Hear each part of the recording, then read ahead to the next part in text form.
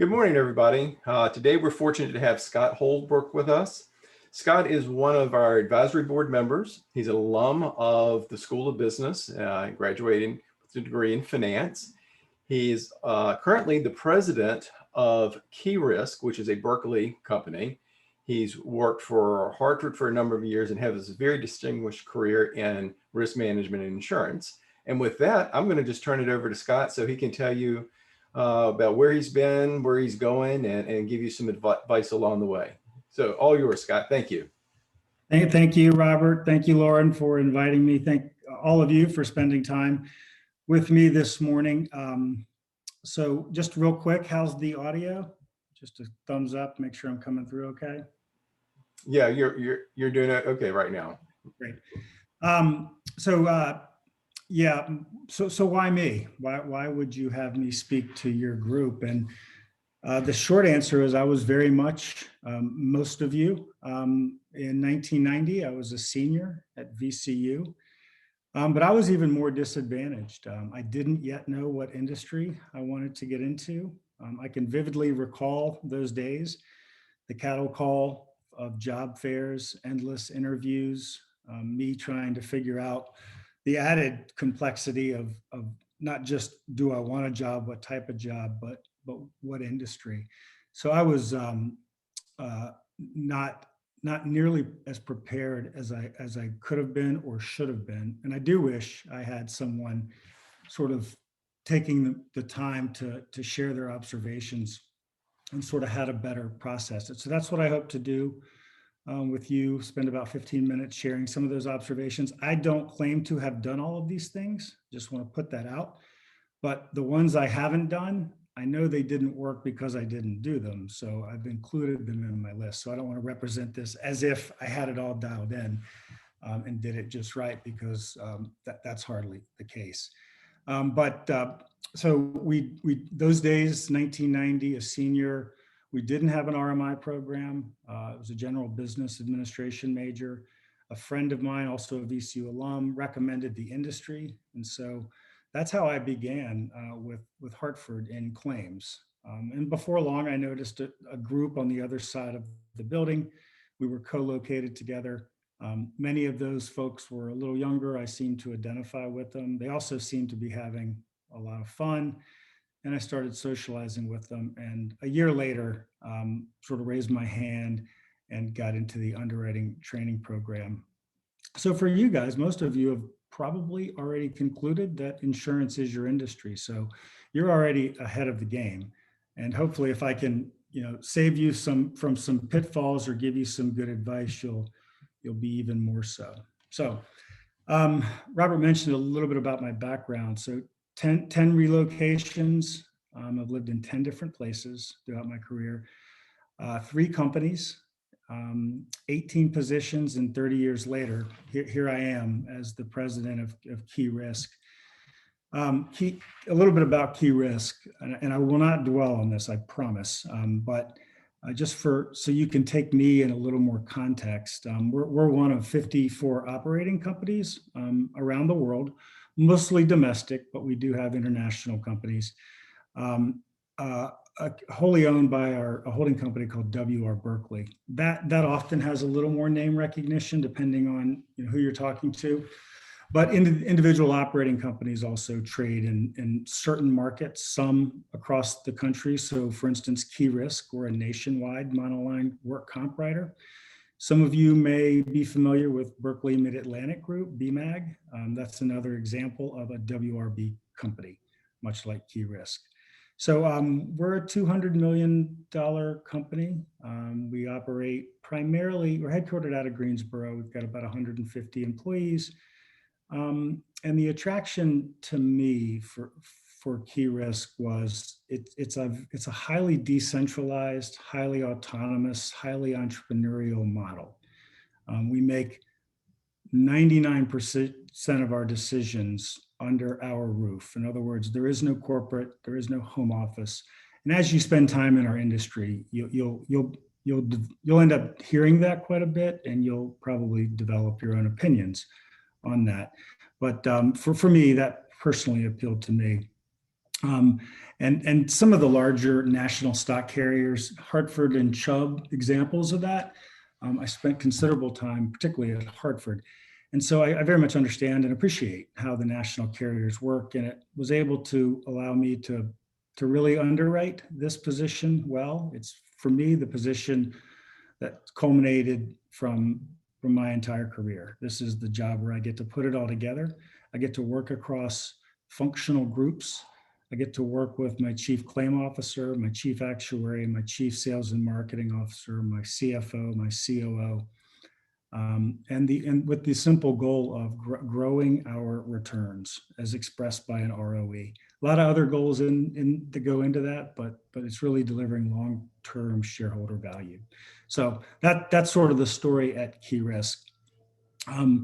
The industry. So, like I said, most of you have chosen the industry, but it's always interesting to me how insurance seems to fly under the radar of financial services. It's typically under attracted talent. And I only say that to this group because you should understand that.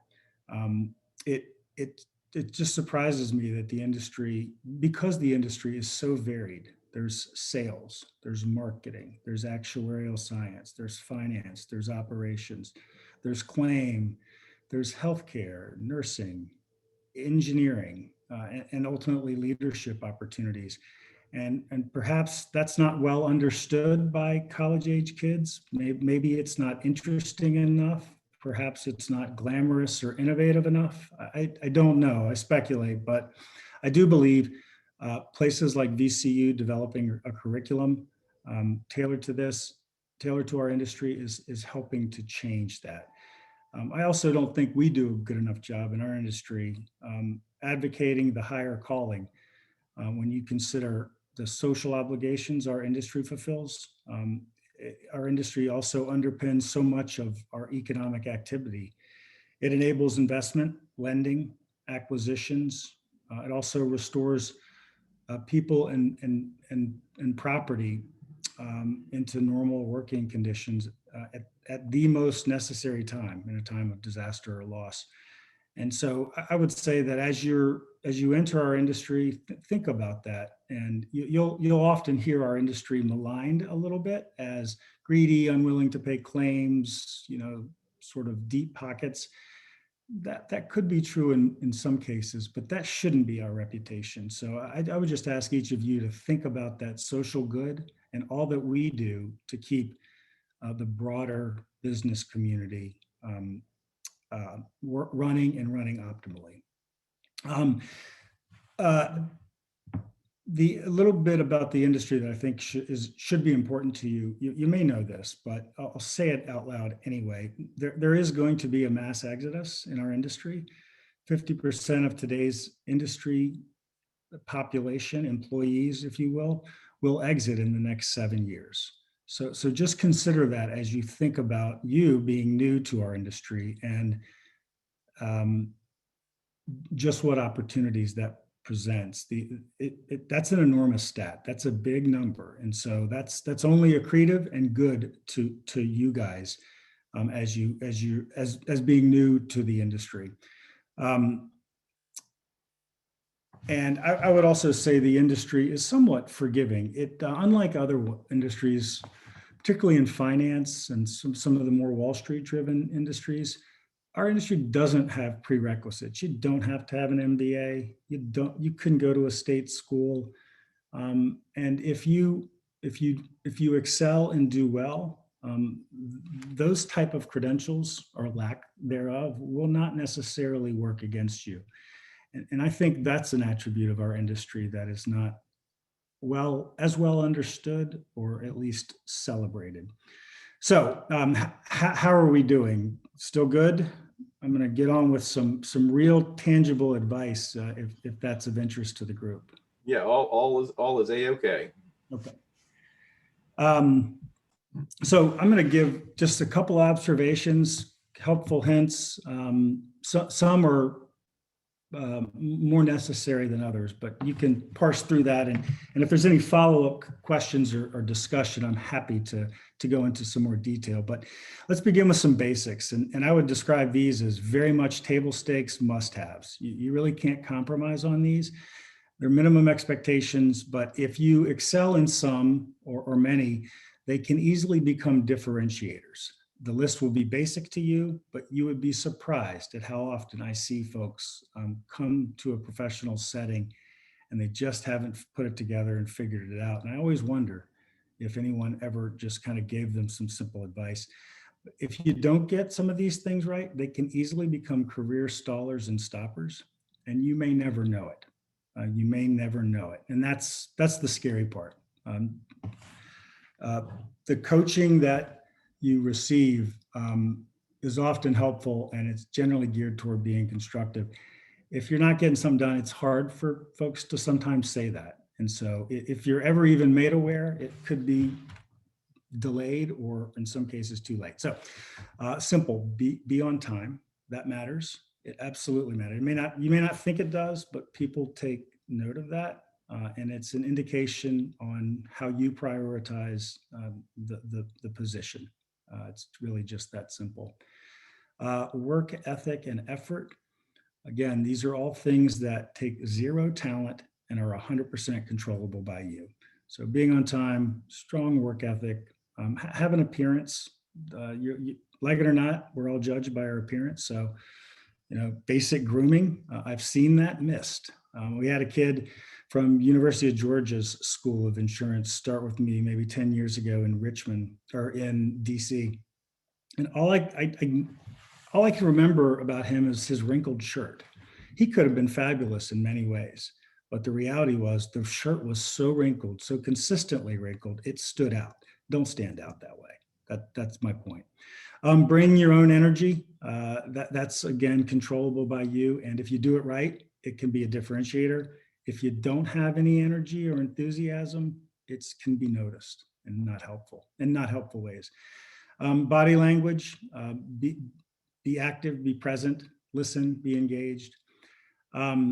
Your passion and your achievement orientation. So this one really it's almost personality based, but you really do need to sort of chart your own path and develop your own kind of plan. And I'll talk more about that a little later, but also kind of a basic of these 10. I'm actually going to add an 11th too, but doing extra. So don't be afraid to raise your hand, get involved early. Doesn't matter how junior you are. You're really trying to show yourself off in a productive way, but also build your skills and build your relationships and build your network. So taking on extra assignments will do just that. Be prepared. Again, something you can control. Not hard to do, but when it's not done, it's often noticed. This is a good one, attitude. So, you have to decide every day if you want to make it a good day. If it's a happy day, if it's a rainy Monday, you still got to get through it. So that's part of professional maturity that you'll all develop and have been developing as students. That's part of what college prepares us all for. But your attitude is something that you very much control, and it's very much noticed. And another one, perhaps one that's very important but often overlooked, is being coachable. Meaning be open to feedback, seek it out. The way you demonstrate that is ask people for feedback, and don't let them just tell you everything's okay. Ask them specifics. Well, in this meeting, I said and did this. How do you think that was perceived? Was that the right thing? Get situational. And I find that some good coaching can often take place, but only if you're open to it. And that's something that, trust me, if you can be coachable, you are probably going to be better than 75% of the folks. It takes some people a long time to get there, and some people never do.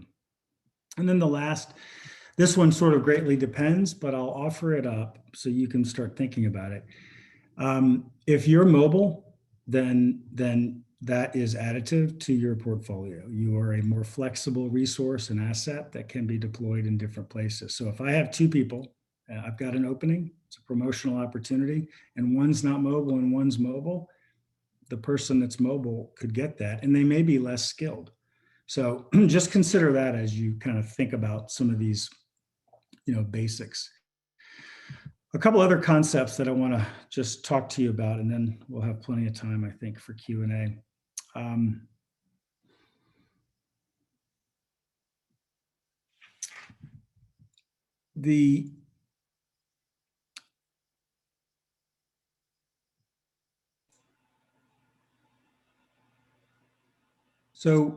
I would also say have a little self-awareness, and that may come into that feedback loop where if you're open to coaching, you'll get that a little more. So I think that's a big differentiator that I probably should have added to that list. A couple things you can look forward to. So there's a concept. It's not particularly new, but in terms of interviewing, I wish I had had this advice, candidly. Behavioral interviewing is pretty popular right now. And whether that is the construct that you're interviewed in or not, this advice applies. So behavioral interviewing would be like, rather than me trying to, as an employer or an interviewer, trying to assess the skills that you have, I ask questions that allow you to very naturally demonstrate those skills rather than just say, yes, I am goal oriented, right? Who can't say, yes, I do that? So this is more of a test but verify. So as an interviewee, what I would say to you is how to handle that. Every job that you're looking at will have a job description, and it will have generally a list of attributes or skills for that position. And you can then select from those and weave select 4 or 5 skills or attributes, and then weave 4 or 5 personal stories from your own experience, personal experience or professional experience. So don't limit yourself. If you're of good character and you want to represent that, you don't have to do it just in a professional context. It can be personal or social too. But have these stories that clearly illustrate that in the interviewer's mind. Whatever it is, perseverance, achievement, empathy, detail orientation, you can find a story in your background that will make it, that will validate you have that skill, you have a history of that skill or attribute. And if you can make it memorable, you will differentiate yourself in sort of that sea of interviews that interviewer had that day.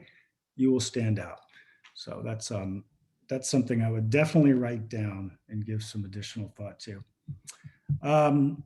Another aspect that I don't think I was fully aware of, and it took me probably 20 years, so you guys are getting some good advice here, is to understand the culture of the organization that you're considering. And you probably won't know that just from the outside. You may be able to get some insight. Like we all know Apple is product focused and it's all about innovation. But insurance companies are a little different. But within that world of insurance companies, there are very varied cultures. And so I think it's important that you at least try to understand it and even think about it in the context of, is it a good long-term fit for you? I think ultimately, if everything else goes great, if it's not a good cultural fit, it's always going to be a bit of a struggle. But if you can find a good cultural fit, I think a lot of the other stuff, career progression, promotions, training, development, all of that generally tends to fall in line more. So identifying culture is important. And I would also say, if you don't know, ask the question of your interviewer, of your potential employers. Even if it's an internship, try to get as much insight as you can. The interviewer will appreciate and remember that and know that you're asking. And often they don't know the answers themselves. So it'll be kind of a fun experiment. I would say also, just remember that you're trying to build your brand, your personal reputation. And so treat everyone as a boss or a constituent or a stakeholder. Don't really get caught up on who you report to because there are a lot of judgments being made. We do a lot of group work in certain companies.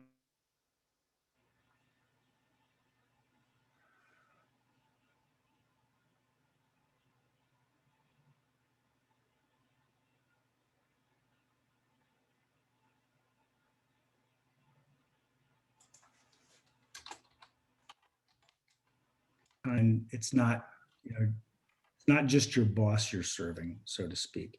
And some companies are highly matrixed. This gets back a little bit to the cultural thing. So there's no like formal chain of, or there's less formal chain of command in organizations like this. It's more sort of, it's more sort of not as well defined. And so you have a lot of matrix management, a lot of dotted lines, a lot of dual reporting structures. And in those environments, that sort of thinking about everybody as a stakeholder is even more important. The other thing I would say is it's critical that you own your own skill development and your own sort of career progression. And what I mean by that is have a plan, and you don't have to have this plan day one, but begin to, as you learn more about a company and you're already in with a company, try to assess where you want to be. Where do your skills match up? Where would you be challenged? Where would you be happy? And if it's a position, then nothing wrong with that. I would say just, be careful about, how you represent. If you want to be the CEO, just be careful how you represent that. Sometimes that can be seen as a little overeager. I personally never had a problem with that, but just be thoughtful about sort of where you see yourself in 3 to 5 years. Also be realistic about that and have some professional patience and maturity in getting there, but also take it upon yourself. What skills do I need to get to the position that I want? And then you should be developing those skills. So one's identifying the skill gap, the other is addressing it and developing it and bringing those resources together. And so to the extent that you do that for yourself and don't rely on a particular boss or advocate to do it for you, it will only serve you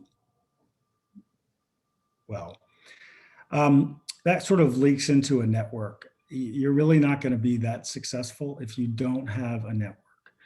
And I say network, we all have a personal network. We have friends, we have family, we bounce things off of them, and that won't change. But in terms of a professional network, that's really more finding support, advocacy, and in some cases, leadership sponsorship. And that sounds a little self-serving, but listen, leaders need help too. And so offering yourself up as a mentoree to the right candidate, you want to be thoughtful about how you do that, but do it. Absolutely do it. And if you're rejected, it's okay, because some people just have too many commitments. They can't do it. Don't take it personally. But definitely try to identify as a big part of your network, some sort of mentor, sponsor, ideally in an area of the company you might be attracted toward. And so that will only serve you longer term. And then finally, I would just say, connected to your brand, connected to developing a network would be sort of take full advantage of certain social media. In our case, LinkedIn. If you don't have your own LinkedIn profile, you should, consider building one. It doesn't take much. And it's not meant to be a finished product. It's an evolution. It follows you for your career. And so it's okay to start wherever you are and build it along the way. But what it does allow you to do is start to develop connections. And for everybody in the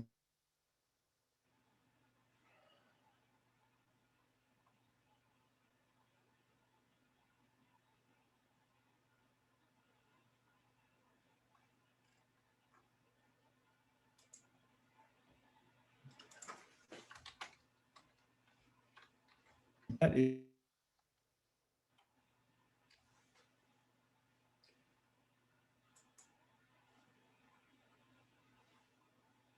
So Scott, we've been having a little bit of audio problem. You've popped in and out a couple times. I don't know if you can hear us or not.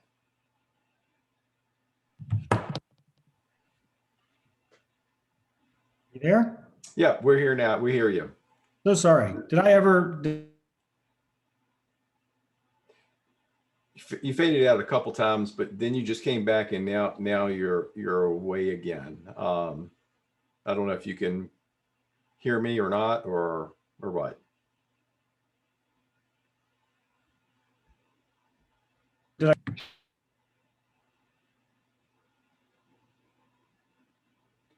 So with that said, we did have a question that came in, and I really think you already addressed this in a way, but this person says, hey, I'm a theater major. The entertainment industry and with the pandemic has basically probably put their career track off a little bit. And it says, how do I get into the industry? I think you've kind of addressed that in many ways. I think your 11 points are spot on about, kind of how do you make yourself a little bit different? One thing I would add to this question or comment is that starting this fall, we will have 2 minors in the RMI area. We'll have a minor in straight risk management and insurance, and then we'll also be offering a minor in actuarial science. So that's a great way for a student that is maybe not a business student or a business management student that says, hey, I want to be a little bit different. I want to get into the risk management and insurance area. So those may be 2 great ways. Or of course, we still have our Bachelor's of Science in Finance with the concentration in risk management and insurance. The other thing I thought it was most interesting that you brought out, and I've heard this time and time again about basically what's going to happen in the industry in the next few years, where you said that 50% of the folks that are currently in the industry will leave in the next 7 years. And I think for many students, that's a great thing to know, especially if you're saying, hey, the end game here is to get a job.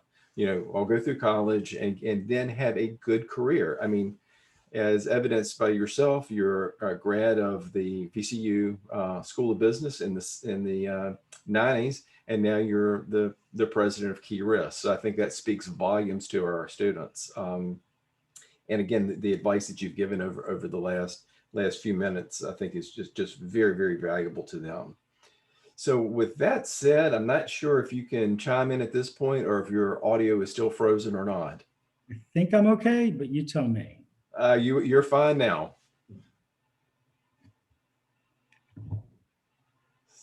So we're kind of bumping up on the half-hour mark. Didn't know any kind of concluding remarks. Again, I think you're just spot on this advice, and I know I learned something from it. I appreciate it, and I know our students have as well.